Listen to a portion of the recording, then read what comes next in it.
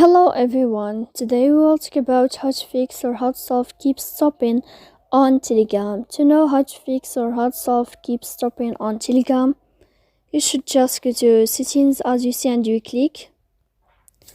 Here in this page you will enter to the window of apps, default apps, app settings. Here in this list you will enter to the window or to the app of Telegram and you can click. Then this list of app unfold, we click on first stop and you can click OK. Here we'll enter to the window of storage. Then you can click clear cache. In the end you can turn off your Wi-Fi. And you can wait a moment to turn on your Wi-Fi again to fix that problem. If it's not working with you, you can update your app on Play Store.